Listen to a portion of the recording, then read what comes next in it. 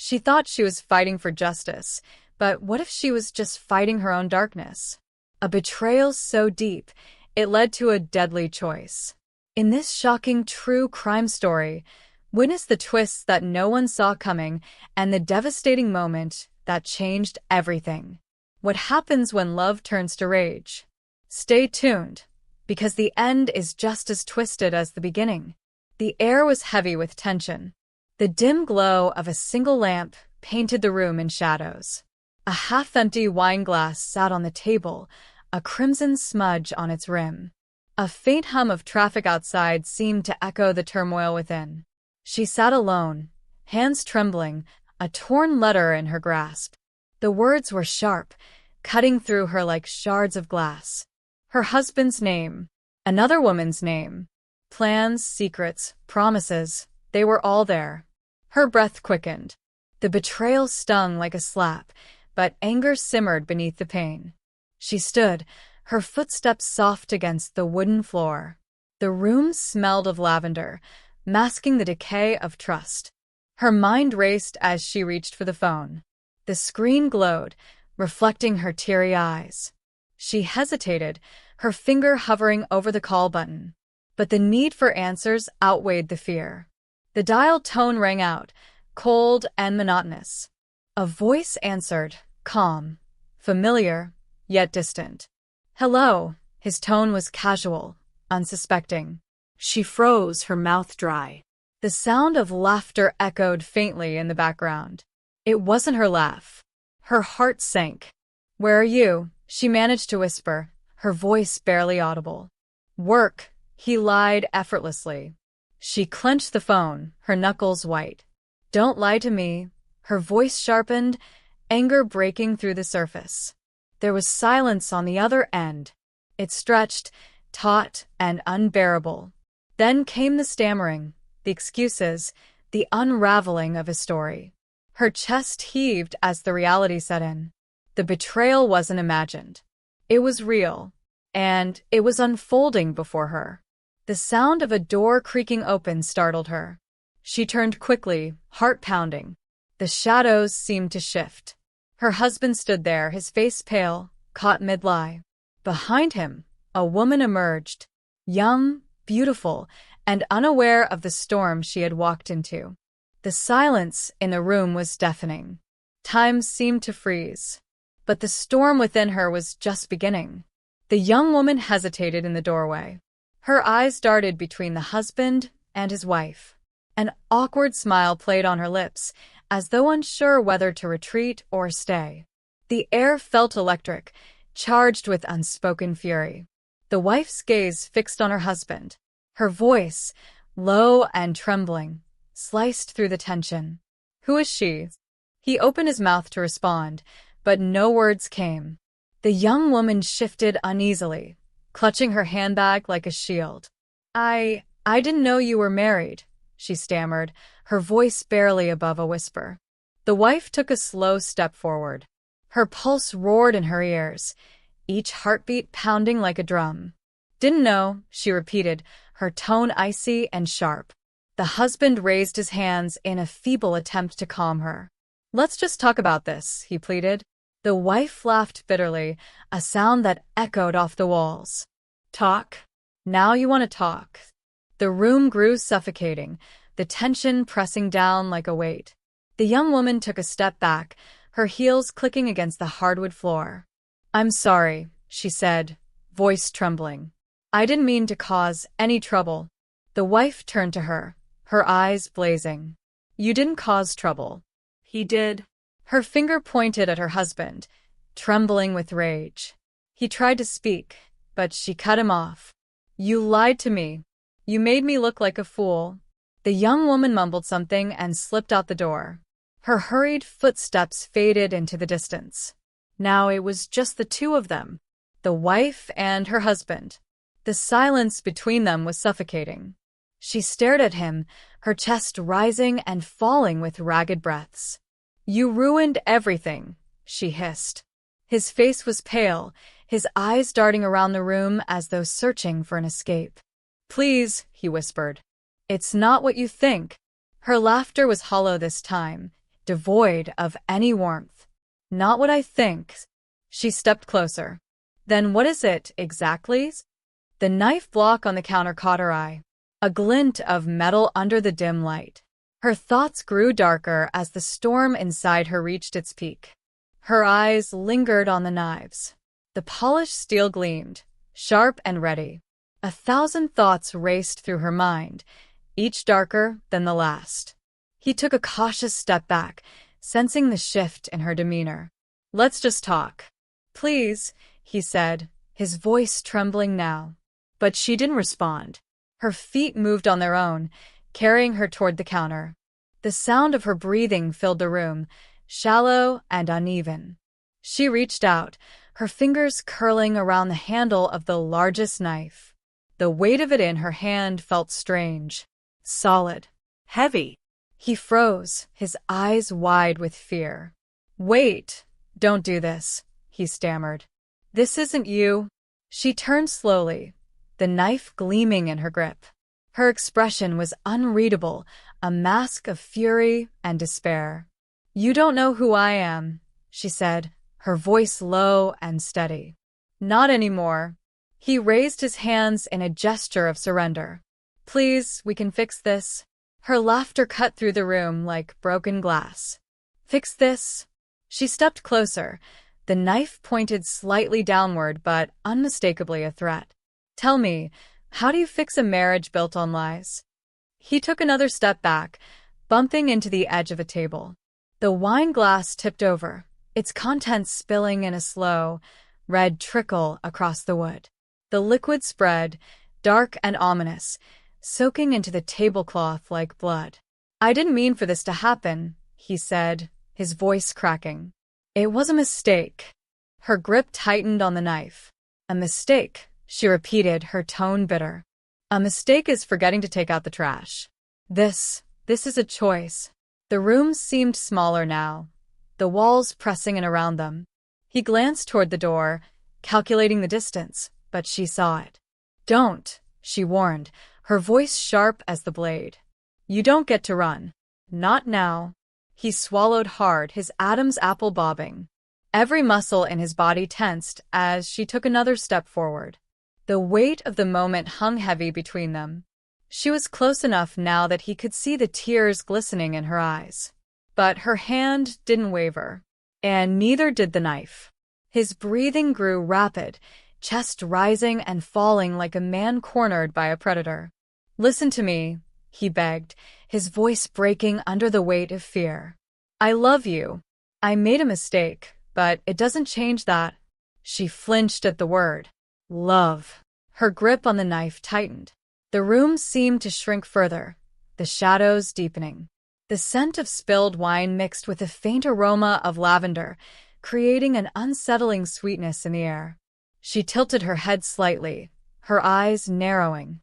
"Love," she echoed, her voice dripping with venom. "Is that what you call sneaking around? Lying to my face?" He didn't answer. His eyes darted between her and the door, weighing his chances. But she saw the flicker of desperation in his gaze. The cowardice. It fueled the fire inside her. "Say something," she demanded, her voice rising. "Tell me why. Why her? Why wasn't I enough?" He stammered, his words tumbling over each other. "It wasn't about you, it wasn't." "Don't you dare," she shouted, her voice cracking like a whip. "Don't you dare try to make this about me." The knife shook in her hand, the rage within her colliding with the sorrow. Her vision blurred, tears threatening to spill, but she blinked them away. He raised his hands again, palms out. Okay, he said softly, his tone trying to soothe. "Let's calm down. We can talk." She stepped closer, cutting him off. Her free hand slammed the table, rattling the overturned glass. "Stop saying we can talk," she roared. "You've talked enough, haven't you?" Whispering sweet nothings in her ear while I waited at home like a fool. The sharp edge of her voice made him flinch. He looked at her now, truly looked, as though realizing for the first time the depth of the damage he'd caused. But it was too late for regret.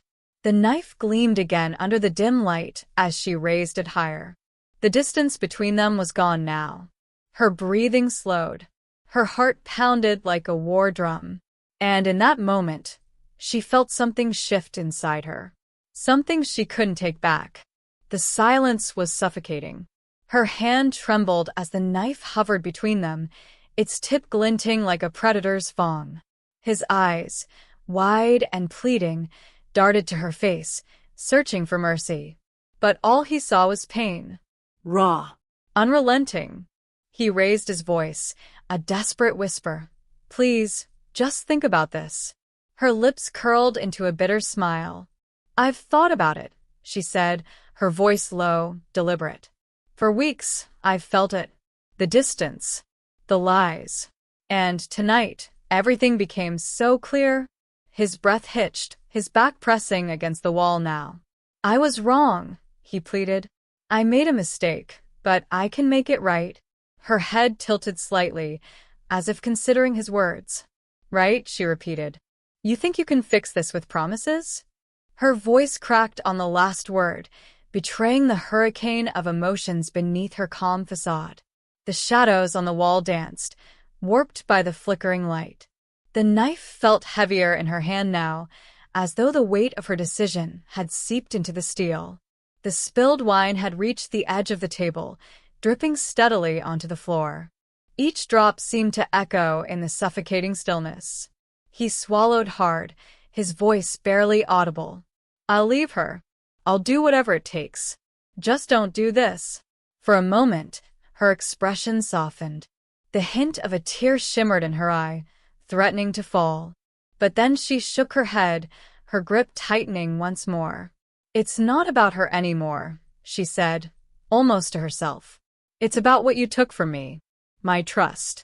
My love. You didn't just cheat. You shattered me. Her words struck like a hammer, each syllable pounding into the silence. He edged sideways, his hand brushing the table as if searching for anything he could use. But she saw the movement. Don't, she warned, her voice sharp, unwavering. He froze, his hand midair, fingers trembling. You don't get to turn this around. You don't get to make me the villain here, she hissed. The knife inched closer, her steps deliberate, slow. The room seemed to pulse with the sound of her breathing, heavy and uneven. The distance between them vanished. Her heart thundered in her chest as she raised the blade higher. And then, a sound. A knock at the door. It was faint but unmistakable, breaking the thick tension like a sudden clap of thunder. Her eyes darted to the door, her body tensing. He exhaled sharply, as though the interruption had offered him a sliver of hope. The knock came again, louder this time, followed by a voice. Is everything all right in there? She froze, the knife still poised in her hand. Time seemed to stretch, every second dragging like an eternity. The voice at the door spoke again, firmer now. Ma'am? Sir? Open up. Her pulse roared in her ears, drowning out the voice. The knife trembled in her grip. The moment teetered on the edge, fragile and explosive, as the storm within her collided with the reality pressing in from outside.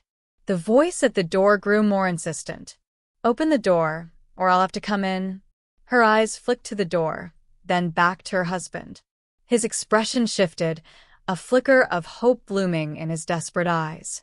Let them in, he whispered, his voice shaky. Please, just let them in. But she didn't move. Her knuckles whitened as she gripped the knife tighter, the weight of her fury still anchoring her in place.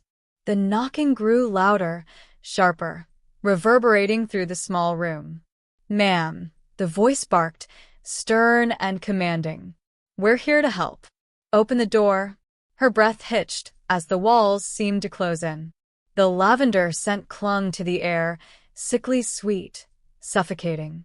She turned her head slightly toward the door, the knife still pointed at her husband. The sound of keys jingling echoed faintly, followed by the metallic scrape of a lock being tested. Her husband seized the distraction. With a sudden lunge, he grabbed her wrist, twisting it sharply. The knife fell to the floor with a dull clang, spinning on the hardwood. She gasped, stunned by his sudden aggression, but he didn't stop. Using his weight, he shoved her backward, pinning her against the wall. "Stop," he shouted, his voice filled with panic. "Just stop this." Her chest heaved as she struggled against him, her nails clawing at his hands. The door burst open with a crash. 2 officers stormed in, their eyes scanning the scene. "Hands up, both of you," one of them shouted, drawing his weapon. Her husband released her immediately, stepping back with his hands raised. "She's got a knife," he yelled, pointing to the fallen blade. The second officer moved quickly, kicking the knife away before it could be reached. She sagged against the wall, her arms trembling as she raised them in surrender. The room was alive with chaos now, shouted commands, heavy footsteps, the crackle of a police radio. But her mind was somewhere else. Her gaze drifted to the spilled wine, its crimson stains spreading like a wound across the floor. The storm within her began to fade, leaving only the hollow ache of what was broken beyond repair.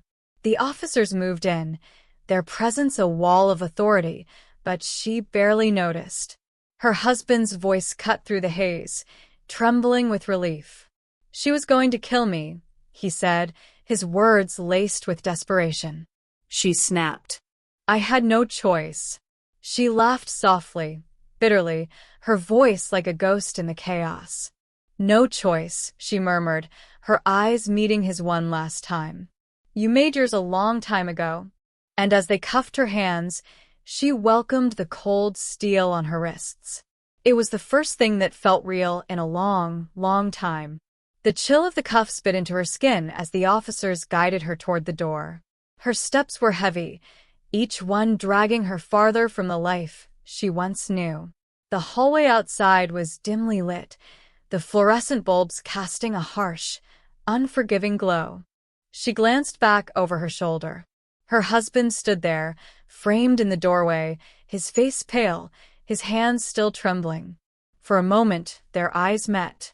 His gaze was filled with fear, relief, and something she couldn't quite place. She turned away, unwilling to let him see the tears welling in her eyes. The officers led her down the narrow corridor. The sounds of their footsteps echoed, hollow and rhythmic, like a funeral march. She could hear voices now, neighbors murmuring behind half-open doors, whispers of shock and intrigue. The weight of their judgment pressed on her, but it was nothing compared to the heaviness in her chest. As they exited the building, the cold night air hit her like a slap. It was sharp and biting, carrying the scent of rain and asphalt. Red and blue lights flashed in a chaotic rhythm, painting the street in hues of panic. She saw the squad car parked at the curb, its doors open, waiting to swallow her whole. The officers guided her toward it, their hands firm but not rough. She paused for a moment, her eyes lifting to the night sky. The stars were faint, barely visible against the city's glow. She wondered if they had been there earlier, watching silently as her world unraveled. One of the officers cleared his throat. "Ma'am," he said gently, motioning to the car. She nodded, ducking her head as she slid into the back seat. The door closed with a heavy thud, sealing her inside. Through the window, she could see her husband now standing outside the building, speaking to another officer. His hands moved as he spoke, animated and defensive. She looked away. Her reflection in the glass stared back at her, unrecognizable and hollow. The engine started, and the car began to move. The city blurred past her, neon signs and headlights melting into a smear of color. The silence in the car was deafening, broken only by the faint crackle of the police radio. Her mind replayed the events, each moment sharper, louder, more unbearable than the last. Her hands, cuffed in her lap, trembled as her nails dug into her palms. And yet, beneath the sorrow and the anger, there was something else. A quiet, chilling clarity. He may have escaped tonight, but she wasn't sure if she was done with him yet. The squad car weaved through the streets, the flashing lights casting distorted reflections on the wet pavement. Her mind was a whirlwind, torn between regret and smoldering rage. The faint murmur of the radio barely registered. Domestic disturbance, suspect detained, no injuries reported. The words felt detached, as though they described someone else's life. Her hands rested heavily in her lap, the cold metal of the cuffs a constant reminder of what had just happened. The officer driving glanced at her in the rearview mirror. "You've got the right to remain silent, you know," he said, his tone oddly gentle. She didn't respond. Her throat was dry, her words swallowed by the weight of her thoughts. The city blurred past, the lights flickering like fading memories. Her husband's face lingered in her mind, his eyes wide with fear, his voice pleading, making promises he'd never keep. She leaned back against the seat, closing her eyes for a moment. The cool leather pressed against her skin, grounding her in the present.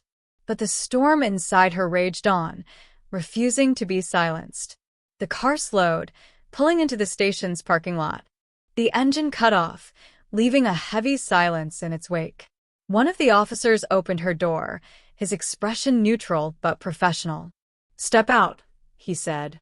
She moved slowly, her legs stiff from the ride. The air outside felt even colder now, nipping at her skin. They guided her into the building, the fluorescent lights inside harsh and sterile. The faint hum of conversation and the clatter of keyboards filled the space. She passed rows of desks, curious eyes following her every step. Her head remained high, her gaze forward, defiant. They led her to a small room, bare except for a metal table and 2 chairs. The walls were a dull gray, unyielding and cold. "Sit," one officer instructed, his tone firm but not unkind. She complied, the cuffs still digging into her wrists. The door closed behind them with a soft click, leaving her alone in the suffocating silence. Her reflection stared back at her from the polished surface of the table. She barely recognized the woman she saw. Her mind replayed the scene at home. The knife. The wine spilling like blood. His face, pale and trembling. And that look he gave her, the one that lingered even now. It wasn't just fear. It was something deeper, something she couldn't quite place. Her thoughts twisted and turned, darker with every passing moment. This wasn't the end. It couldn't be. Not for him. The minutes dragged on, the ticking of a distant clock punctuating the suffocating quiet. Her fingers twitched, the faint bruises from the cuffs pulsing against her skin. The room felt smaller now, the gray walls closing in, oppressive and cold. She stared at the polished surface of the table, her reflection distorted, fragmented. Her mind wandered back to the beginning, to the first crack in their marriage she had ignored. A late-night text. An unexplained trip. The faint scent of perfume that wasn't hers. She had swallowed her doubts, convincing herself it was nothing. But it was never nothing. The door creaked open, breaking her thoughts. A man in a suit entered, his expression unreadable. He carried a notepad and a voice recorder, setting them down with deliberate precision. He pulled out a chair and sat across from her, his eyes studying her face. "Mrs. Harper," he began, his tone calm and measured. "My name is Detective Reynolds. I just have a few questions for you." She didn't respond, her gaze fixed on the table. He opened his notepad, clicking his pen. "Can you walk me through what happened tonight?" She exhaled slowly, her chest rising and falling as she gathered her thoughts. "It was his lies," she said finally, her voice low but steady. "Every word he said was another knife in my back." Reynolds nodded slightly, jotting something down. "And tonight? What triggered the escalation?" Her eyes flicked up to meet his, sharp and unyielding. "Tonight," she said, her voice tightening. "I saw her." Reynolds tilted his head, encouraging her to continue. "She walked into my home like she belonged there," she hissed. Smiling, apologizing, acting like she didn't know. Her fists clenched on the table, her nails digging into her palms. And him. Reynolds pressed, his pen poised. Her lips curled into a bitter smile. He tried to talk his way out of it. Tried to make me feel crazy, like I imagined everything. She leaned forward, her voice dropping to a whisper. But I wasn't crazy. Not then. Reynolds raised an eyebrow. Not then, he repeated, his tone neutral but probing. She laughed softly, the sound hollow and bitter. Something snapped, she admitted, her eyes distant. Seeing them together, it was like a dam broke. The detective's pen moved swiftly, capturing every word. And the knife, he asked, his voice careful. What were you planning to do with it? She leaned back in her chair, her gaze drifting toward the ceiling. I don't know, she said, her tone almost reflective. I just wanted him to feel it. The betrayal. The pain. Her words hung in the air, heavy and unrelenting. Reynolds closed his notepad and studied her for a moment. Mrs. Harper, he said slowly, do you believe he deserved to die? Her eyes snapped to his, the question slicing through the haze in her mind. And for the first time that night, she hesitated. Her mind raced, a cacophony of thoughts crashing against each other. Did he deserve to die? The question lingered in the air, thick and suffocating. Her gaze flickered to the table once more, tracing the worn edges of the surface. The weight of her emotions, the anger, the heartbreak, the betrayal, pressed down on her chest. She had never wanted him dead, but she had wanted him to understand, to feel the crushing weight of what he had done to her, to see the devastation in her eyes, the same devastation she had lived with for months. But murder? Her pulse quickened as she fought the rising tide of guilt. Had she crossed the line? No, it wasn't about death, it was about justice. But was she the one to deliver it? Detective Reynolds waited in silence, his eyes unwavering as he studied her face. Answer me, Mrs. Harper, he urged softly. Do you think he deserved to die? She opened her mouth, but the words got caught in her throat. Her chest tightened, the air too thin, too heavy. Her hands, still cuffed, trembled slightly on the table. Maybe, she whispered, her voice barely audible. Maybe I wanted him to die in that moment. But I didn't want to kill him. Reynolds nodded, taking a slow breath, his expression unreadable. Tell me about the moments before he grabbed your wrist, he pressed. Did you feel out of control? Her eyes burned with the memory. The moment the knife had felt like an extension of her body, a tool of rage that could erase the years of lies. I was in control, she replied, her voice steady now. At first. But then, she paused, trying to gather her fragmented thoughts. Then, I just felt trapped, she said, her eyes downcast. I couldn't breathe. I couldn't think. Everything just came crashing down. Reynolds leaned back, nodding slowly, as if processing her words. Did you know what you were doing? He asked, his tone gentler now. She hesitated. I knew, she said quietly. I knew exactly what I was doing. But I didn't care anymore. The confession hung in the air, sharp and raw. The detective let her words sink in before speaking again. So, you were aware. You knew the consequences. But in that moment, I wanted him to feel the pain. She cut in, her voice rising slightly. I wanted him to know what it felt like to be broken. To know that I knew. That I wasn't blind. That I saw everything. Her breath was shallow now, the anger still simmering beneath the surface. Reynolds leaned forward, his voice low and controlled. You wanted to make him pay? She nodded, her eyes hardening. Yes. The room fell silent again. She could feel the tension thickening, wrapping around her like a suffocating shroud.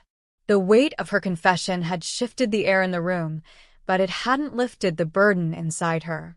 She still didn't know how to answer the question. Did he deserve to die? Maybe it wasn't about deserving it at all. The question continued to hang in the air, suffocating her. Did he deserve it? She wasn't sure anymore. The line between justice and vengeance had blurred so completely in her mind that it was impossible to tell where one ended and the other began. Her thoughts churned in a constant whirlpool, each memory pulling her deeper into the darkness. The look on his face when she found out. The whispered apologies he'd given her in the middle of the night, all empty promises. The touch of his hand on someone else. Her hands balled into fists, the cuffs digging into her skin. Reynolds watched her, his face calm, but his eyes sharp, searching. His next words came slowly, deliberately. "You wanted him to pay," he repeated. It wasn't a question anymore. She nodded once, sharply. "Yes, I wanted him to pay," she said, her voice hoarse, but steady. "I wanted him to feel everything I felt. Every lie. Every betrayal." The room seemed to grow colder, the fluorescent lights above flickering briefly. Reynolds didn't speak right away. Instead, he studied her, as if weighing something in his mind. She stared back at him, unflinching, her heart still pounding in her chest. "What about now?" Reynolds asked, his voice quieter this time. "Do you still want him to pay?" For a moment, the world seemed to stop moving. Her heart skipped a beat. Her eyes narrowed, focusing on the man across from her. What did she want now? The question was different now. It wasn't about justice anymore. It wasn't about revenge. It was about something deeper. Something far more painful. She shifted in her seat, a sense of exhaustion settling over her like a heavy blanket. "I don't know," she admitted, her voice barely above a whisper. "I don't know what I want anymore." The room was quiet again. The only sound was the distant hum of the police station, the shuffle of paperwork, the murmur of voices coming from beyond the door. She closed her eyes briefly, her mind still racing. But this time, there was no rage. No desire for revenge. Only an overwhelming sense of emptiness. It wasn't just him she was angry at. It was herself, for letting things go so far. For letting the lies pile up until they broke her. And now, sitting here, it was clear. The real betrayal had been to herself. She opened her eyes and looked back at the detective. The question no longer mattered. What had happened was done. And all that was left now was the long road to understanding the damage she'd done, not just to him, but to herself. Reynolds scribbled something down in his notepad, his face unreadable. "All right," he said, standing up. "You've given us a lot to think about. We'll take it from here." She nodded, too tired to speak. As he turned to leave, she allowed herself one last glance at the door. The hallway beyond seemed distant now, almost unreachable. In that moment, she realized the hardest part of all. No one could fix this. The door clicked shut behind Detective Reynolds, leaving her alone in the sterile room once again. The silence pressed in on her, heavier this time. Her mind swirled with fragments of the night, his face, her anger, the flashing lights. But now, all of it felt hollow. The adrenaline had faded, leaving only the raw, exposed remnants of her choices. She leaned back in the chair, her hands still bound, her wrists aching from the cuffs. Her reflection in the table stared back at her, unrecognizable, shattered into pieces. There were no more answers, no more justifications. She had done what she thought she needed to do, what her broken heart had told her to do. But now? She wasn't so sure anymore. The walls of the interrogation room seemed to close in around her, suffocating her with the weight of her own thoughts. She didn't want to think about him anymore, about the lies or the betrayal. But every thought kept circling back to him. Had she really gotten what she wanted? Had he paid for his sins? Or had she merely buried herself deeper in a prison of her own making? Her head ached, her body felt heavy as she sank deeper into the chair. She wanted to scream, to lash out, but the silence was all-encompassing. Nothing was left to break, no one left to confront. She closed her eyes, feeling the weight of the past few hours crashing over her. The reality of what had happened finally started to settle in. Her heart still hurt, but now there was something else, an emptiness. A void where everything she once believed in had been. And that void wasn't something she could fill. There was no going back. No undoing what had been done. But she would have to face the consequences, no matter how unbearable they might seem. And as the minutes stretched on in the cold, gray room, one thing became painfully clear. She was already paying.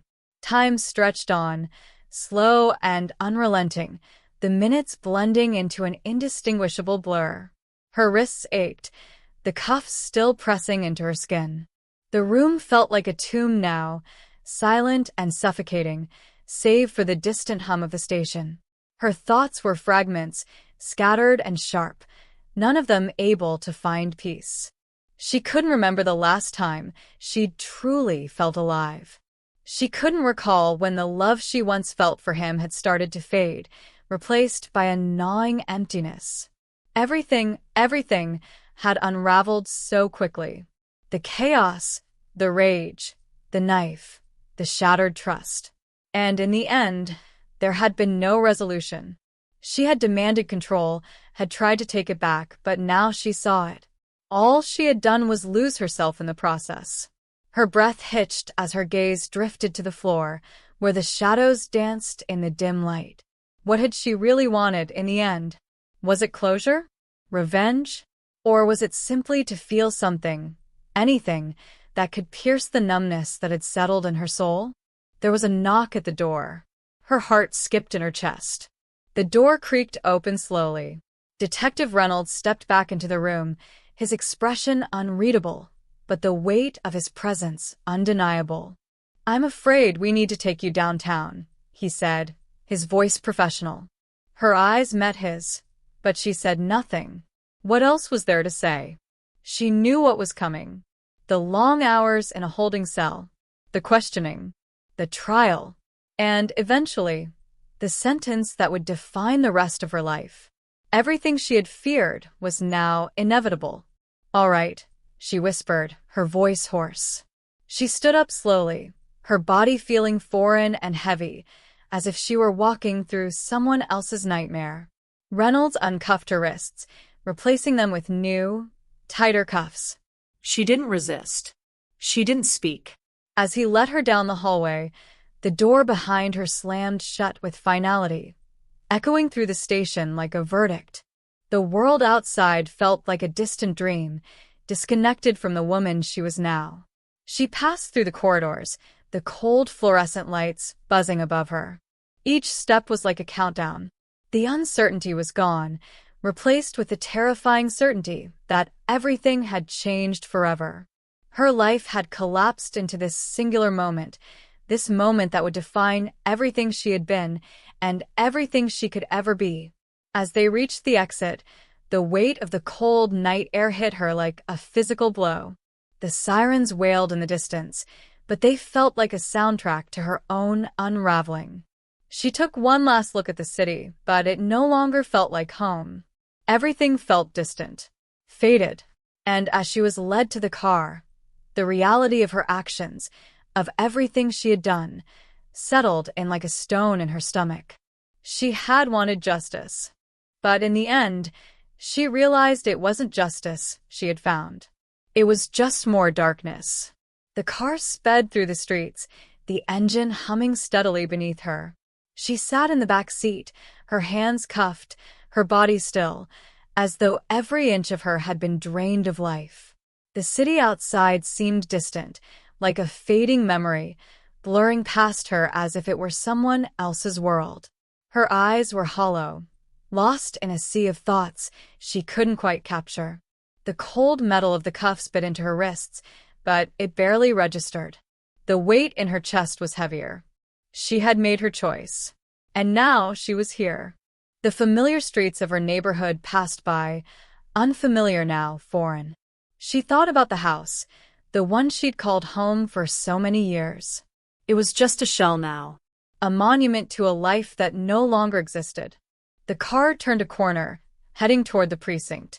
The flashing lights from nearby cruisers were the only things breaking the thick silence inside the vehicle. Her breath was shallow, each one feeling like an effort, as though the air around her had become too dense to breathe. The city was quiet tonight, as if it, too, had been affected by what she had done. And in the back of her mind, a question gnawed at her, growing louder with every passing minute. Had he deserved it? Her hands clenched into fists, the cuffs digging in further. The memory of his face was burned into her mind, the fear, the realization that everything he had done had come crashing down around him. And still, she wasn't sure if that fear had been enough. Had he felt what she had felt? Did he understand the depth of the damage he had caused? The car pulled into the station lot, the flashing lights reflecting off the wet pavement, painting the world in sharp reds and blues. She was pulled from the car, her feet stumbling as she was escorted inside. She didn't fight it. She was numb, detached from everything around her. The door to the station opened with a soft creak, and she stepped into the sterile, fluorescent-lit hallway. Officers moved about, their footsteps echoing in the cavernous space, but she barely noticed them. Her mind was elsewhere. As they led her down the hall toward the holding cells, her thoughts were a jumble of confusion and regret. She had lost everything. The love, the trust, the life she had known, it was all gone. And now she would face the consequences of what she had done. She would pay for her choices. And as they locked the cell door behind her, the finality of it all hit her like a wave. She was truly alone. The darkness she had created was now her only companion. The cell was small, its walls cold and unyielding, the dim light above casting long shadows across the concrete floor. She sat on the narrow bench, the hardness of it pressing into her, but she hardly felt it. Her mind was elsewhere, lost in the chaos of the past days, the anger and the regret. The world outside seemed so distant now, a place she could no longer reach. The doors of the station had slammed behind her, cutting off everything she had once known. And now, all that was left was silence.